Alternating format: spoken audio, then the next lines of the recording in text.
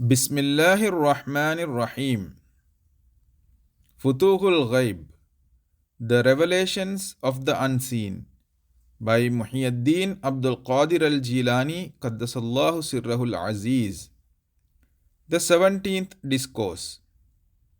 He, may Allah be pleased with him, said, when you are united with Allah and you attain His nearness by His attraction and help, and the meaning of union with Allah is your going out of the creation and desire and purpose and becoming established in His action and His purpose without there being any movement in your or your thought.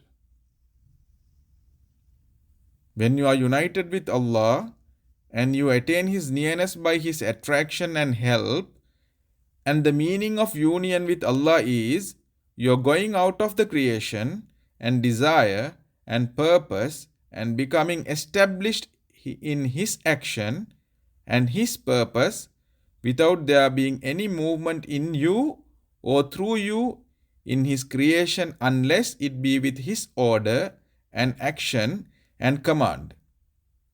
So, this is the state of fana, annihilation, by which is meant union with Allah.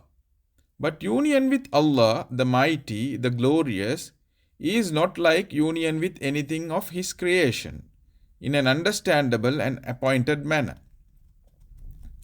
Nothing is like unto a likeness to Him, and He is the hearing, the seeing. Chapter 13, verse 11. The Creator is above being similar to His creatures or bearing any resemblance to anything that He has made. The Creator is above His creatures or being any resemblance to anything that He has made. Thus, union with Him is a thing which is well known to people, having the experience of union because of their realization of it. Every one of them has a different experience in this matter. Every one of them has a difference of experience in this matter, which is peculiar to himself and which cannot be shared by any other person. With everyone among the prophets and messengers and the saints, awliya of Allah, is to be found a secret which cannot be known by any other person. So much so that sometimes it happens that the murid, the spiritual pupil or disciple, holds a secret which is not known to the sheikh, the spiritual preceptor. And sometimes the sheikh holds a secret which is not known to the murid. Through the latter may in his spiritual journey have approached the very threshold of the door of the spiritual state of his sheikh. When the murid reaches the spiritual state of the sheikh, he is made to separate himself from the sheikh, and he is cut off from him, and Allah becomes his guardian, and he cuts him off from the creation altogether. Thus, the sheikh becomes like a wet nurse who has stopped suckling the baby after 2 years. No connection remains with the creation after the disappearance of low desires and human purpose. The sheikh is needed by him so long as he is infested with low desires and purposes which have to be crushed. The sheikh is needed by him so long as he is infested with low desires and purpose which have not to be crushed. Purpose which have to be crushed. But after the disappearance of these weaknesses of the flesh, there remains no need of the sheikh, because there remains no stain and no defect in the murid.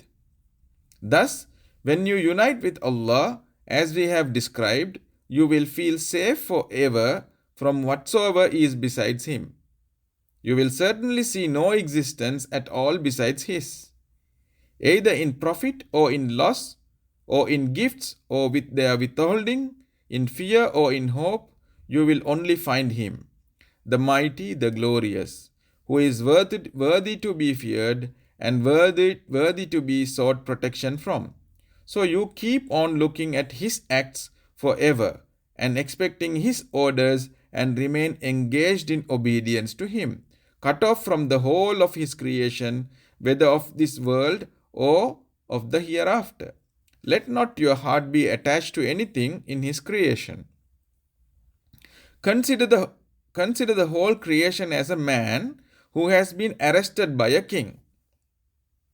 Consider the whole creation as a man who has been arrested by a king with a great kingdom, strong command, awe-striking might and power.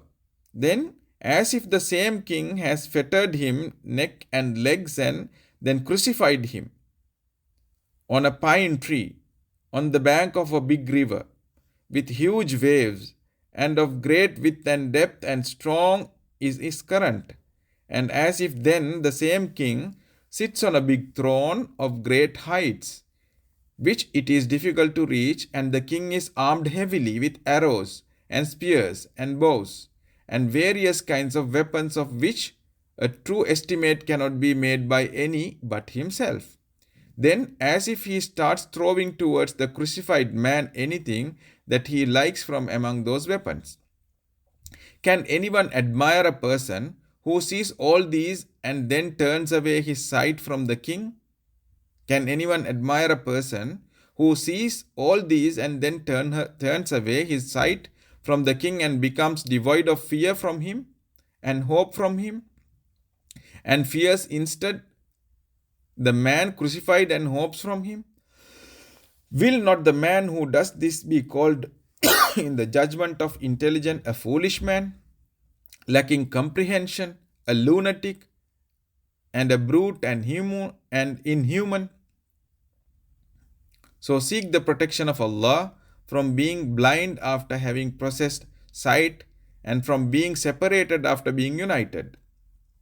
So seek the protection of Allah from being blind after having possessed sight, and from being separated after being united, and from being taken after being near, and from going astray after having received guidance, and from unbelief after having believed. Thus, the world is like the great river, flowing on, to which we have referred. Every day its water increases, and it is the animal passion of mankind and the enjoyments which come to them from it. As for the arrows and the various weapons, they are the trials which destiny brings to them. Thus, the predominant elements in the worldly life of man is these trials and hardships and the sufferings and the struggles. And what they get as blessings and enjoyments is also guarded or surrounded by calamities. And what they get as blessings and enjoyments is also guarded or surrounded by calamities. When any intelligent man takes a critical view of the matter, if of course he possesses a certain knowledge of the reality, he will understand that there is no real life excepting the life hereafter. Thus the Holy Prophet ﷺ, may Allah's peace and blessings upon him, said, "There is no life excepting in life of the hereafter." This is particularly true in the case of a believer. According to the Holy Prophet ﷺ, the world is a prison for the believer and a heaven for the unbeliever. The world is a prison for the believer and a heaven for the unbeliever. And he, on him the blessings and peace of Allah, has also said, "The man of virtue is bridled." The man of virtue is bridled. How can a comfortable life in this world be possible and desired in face of this? Thus, real comfort lies in a complete and exclusive contact with Allah. Thus, real comfort lies in a complete and exclusive contact with Allah, the Mighty, the Glorious, and in being in harmony with Him, and in throwing oneself in absolute surrender before Him. When you do this, you will be free from this world, and then will be lavished on your compassion and comfort and kindness and prosperity and favor of Allah.